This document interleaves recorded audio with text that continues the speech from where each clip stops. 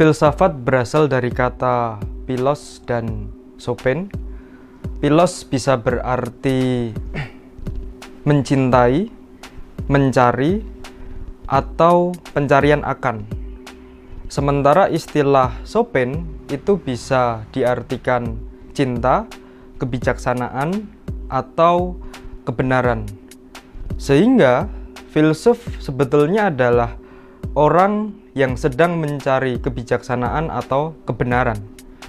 Jadi kalau ada orang yang mengaku filsuf dan dia mengklaim sudah menemukan kebenaran atau kebijaksanaan, itu sebetulnya justru belum menjadi seorang filsuf. Filsuf pertama di dunia adalah Thales. Thales memiliki pemikiran bahwa dunia ini berasal dari air. Thales juga memiliki murid bernama Anaximandes atau Anaximandros yang mengatakan bahwa kehidupan ini berasal dari air. Jadi sebetulnya teori evolusi yang dikemukakan oleh Charles Robert Darwin itu bukan hal yang baru. Anaximandres sudah mengemukakan itu. Tetapi karena tidak didukung oleh riset dan data yang valid serta empiris, maka masih sangat lemah. Filsuf berikutnya adalah Heraklitus. Dia mengatakan bahwa dunia ini tercipta dari api.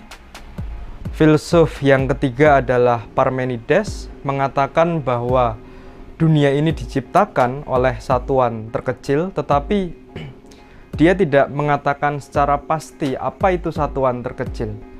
Ambil misal sebuah tembok, ketika sebuah tembok ini kita dalami lagi, di situ ada semen. Dalam semen ada butiran semen, di situ ada pasir. Di dalam pasir masih ada butiran-butiran pasir. Nah, mungkin yang dimaksudkan Parmenides seperti ini, satuan terkecil. Nah, filsuf keempat adalah Demokritos. Pemikiran Demokritus mirip seperti Parmenides, hanya saja dia memunculkan istilah atom, bahwa dunia ini tercipta oleh yang namanya atom. A itu tidak, tome itu terbagi. Jadi atom itu adalah satuan yang tidak terbagi. Jadi sebetulnya istilah atom itu sudah muncul di era filsuf Demokritus. Nah, keempat filsuf ini adalah filsuf pertama kalinya yang hadir di dunia, ya. Tetapi yang menarik adalah kenapa Thales mengatakan dunia ini diciptakan oleh air? Itu sebetulnya karena dia tinggal di pinggir pantai, sehingga setiap hari dia melihat air, sehingga dia menyimpulkan bahwa dunia ini berasal dari air. Begitu pula Heraklitus yang mengatakan bahwa dunia ini berasal dari api, karena dia hidup di kaki gunung berapi yang sering melihat percikan api. Jadi bisa kita lihat sebetulnya ilmu pengetahuan modern awalnya dibangun oleh argumen-argumen seperti ini yang sebetulnya secara rasio, secara empiris tidak bisa dibuktikan kebenarannya dan hanya baru pada tataran opini saja atau argumen. Nah, para filsuf pertama di dunia ini juga sering disebut sebagai para filsuf alam. Kenapa? Ya, karena pemikiran mereka berupaya menafsirkan tentang alam, juga berupaya membuat pemikiran mengenai bagaimana alam atau semesta ini tercipta. Nah, pertanyaan yang seringkali muncul juga adalah apakah dengan mempelajari filsafat itu akan semakin menjauhkan kita dari agama dan Tuhan? Argumen seperti ini sebetulnya tidak bisa kita benarkan, karena filsafat sebetulnya adalah mode of thinking atau cara berpikir. Jadi tergantung bagaimana Anda ingin menggunakan filsafat. Anda bisa menggunakan filsafat untuk menyerang agama, tetapi Anda juga bisa menggunakan filsafat untuk memperkuat doktrin agama. Sebagai misal, di era filsafat skolastik, muncul filsuf-filsuf seperti Santo Agustinus dan Santo Thomas Aquinas. Agustinus berupaya membuktikan keberadaan surga dan neraka dengan meminjam pemikiran Plato mengenai konsep forma. Sementara Santo Thomas Aquinas berupaya membuktikan keberadaan Tuhan dengan meminjam pemikiran Aristoteles mengenai causa sui atau causa prima atau penggerak yang tak tergerakkan. Inilah mengapa Bertrand Russell mengatakan bahwa sesungguhnya filsafat adalah lahan kosong yang diperebutkan oleh ilmu pengetahuan maupun agama. Beberapa pihak mengatakan bahwa awalnya filsafat bukan ditujukan untuk mencari kebenaran, tetapi untuk menyusun pertanyaan yang benar.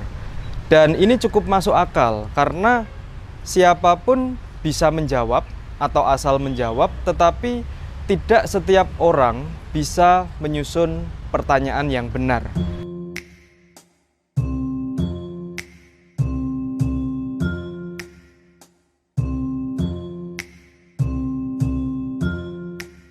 Filsafat sebagai upaya untuk menyusun pertanyaan yang benar kiranya dicontohkan melalui retorika klasik antara Sokrates dengan Plato.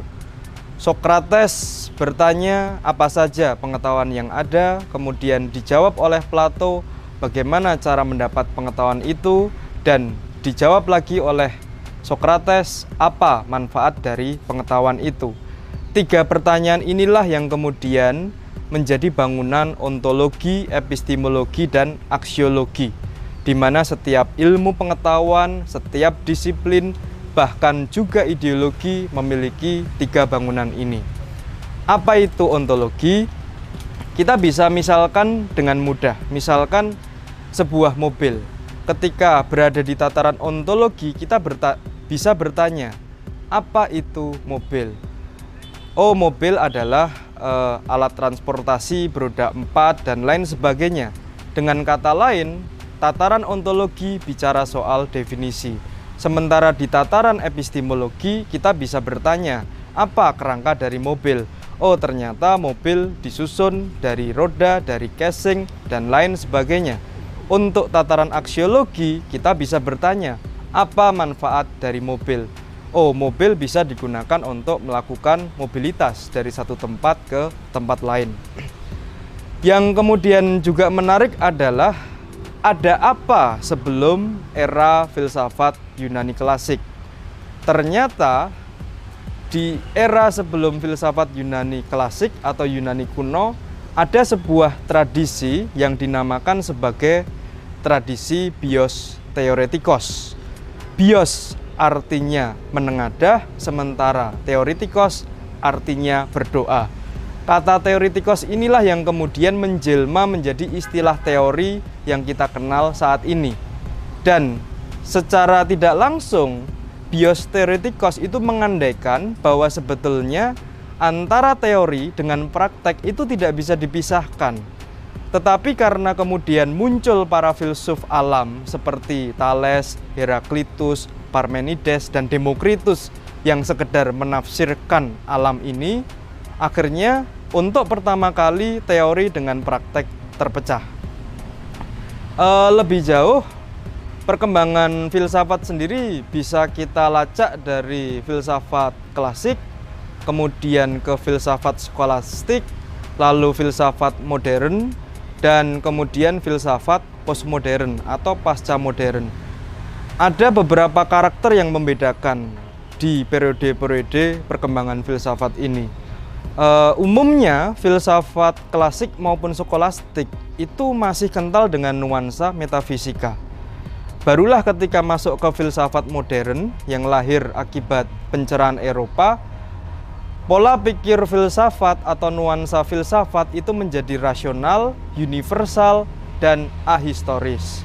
Rasional artinya segala sesuatu yang dikaji haruslah sesuai dengan akal sehat atau masuk akal sehat, dan juga terpercik juga dimensi empirisme di situ bahwa segala sesuatu itu terindra. Artinya hal-hal yang tidak terindra itu sulit menjadi kajian dalam filsafat modern. Berbeda dengan filsafat klasik yang kental dengan nuansa metafisika.